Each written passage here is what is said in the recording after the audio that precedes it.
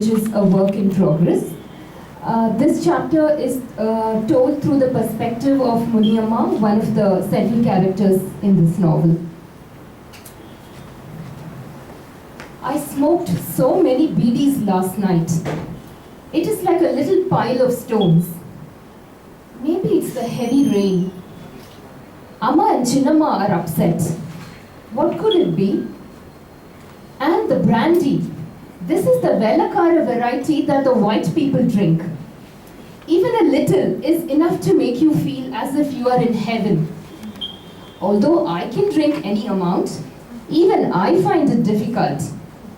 But I tell you, there is nothing like our local kallu.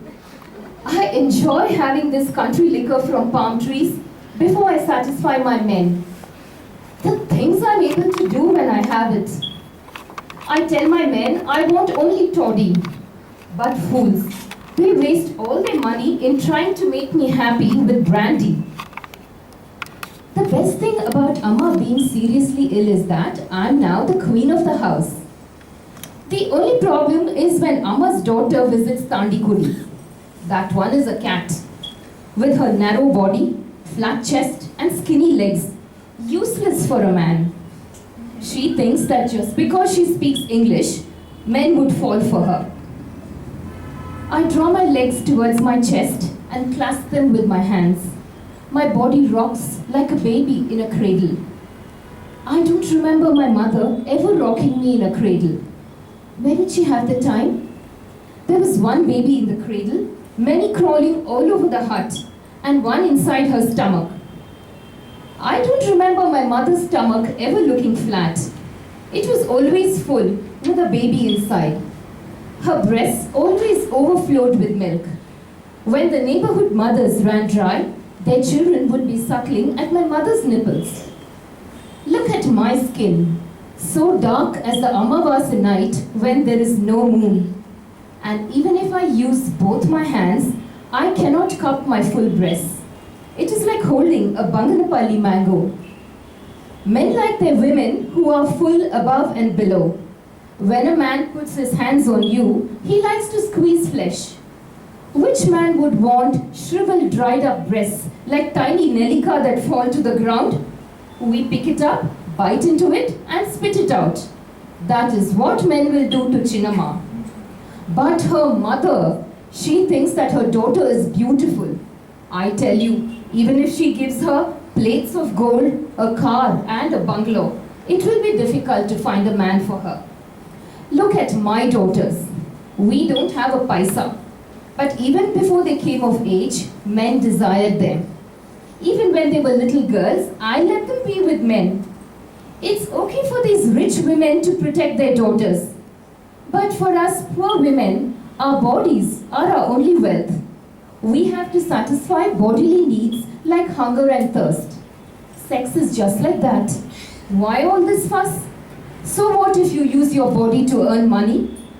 Like my mother and me, my daughters too have no time for nonsense such as right and wrong.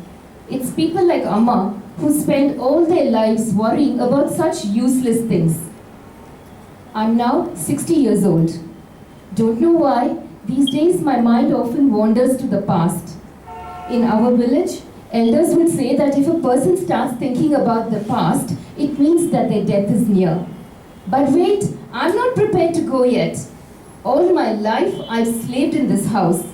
I know all about Amma's life, her deep, dark secrets. There was one man who would visit Amma after she left her husband.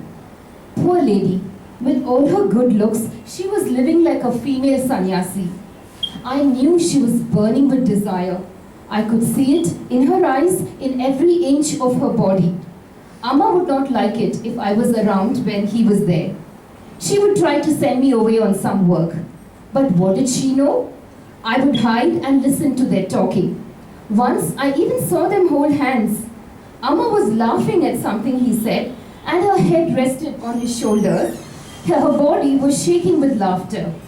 From then on, I began to watch Amma very carefully. Nothing escapes my eyes. But that man was very different. Several times he even smiled at me. When he did that, For the first time in my life, I felt I was a human being. And unlike most men, he never looked at me as if he wanted my body. But that is no reason for me not to watch them. If I caught them someday, I can always use it to threaten Amma to keep giving me money. When is this rain going to stop? How am I to go out and reach my bathroom? Am I not good enough for Amma's indoor toilet? She pays me well and looks after me, but she does not think of these things.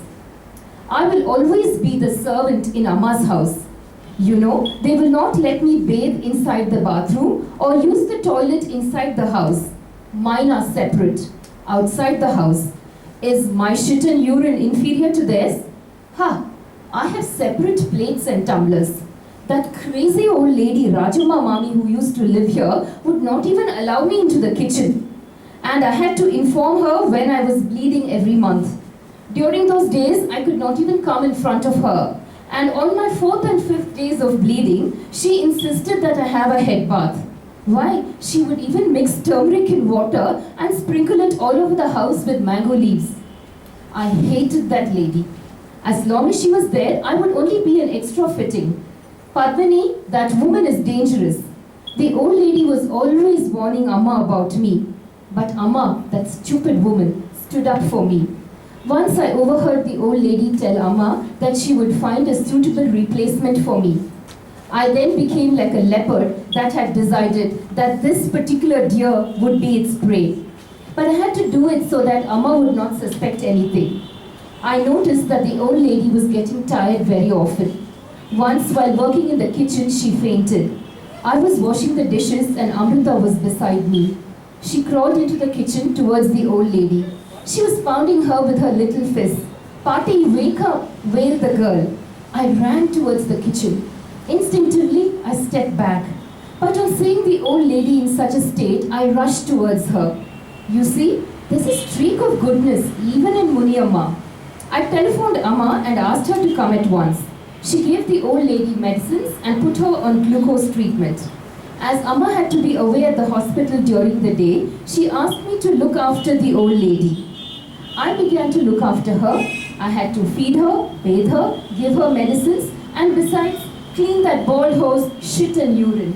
Chee, shit and urine. Is that the only thing in my life? Slowly, that Tevriya lost her speech.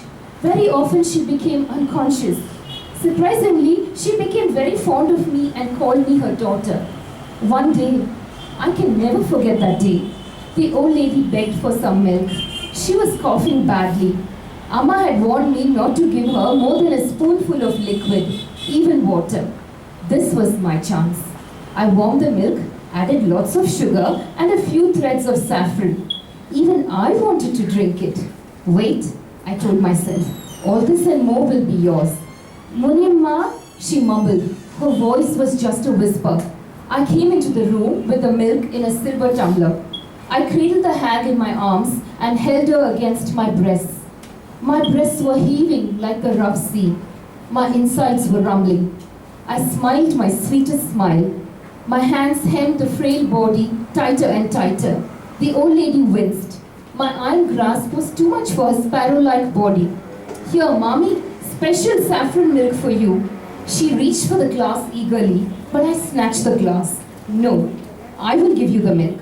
I teased her by bringing the tumbler towards her lips and then taking it away.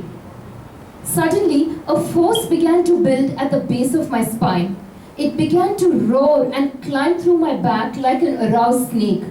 I tightened my grasp around the old lady, like a python strangling its prey.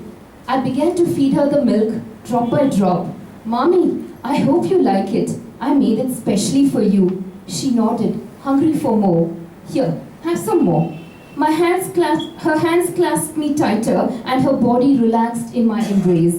She raised her now worn-out hand and placed it on my head as if to bless me. She tried to say something, but only air escaped from her mouth. For a moment, I hesitated. My hand shook. I wanted to throw the milk away.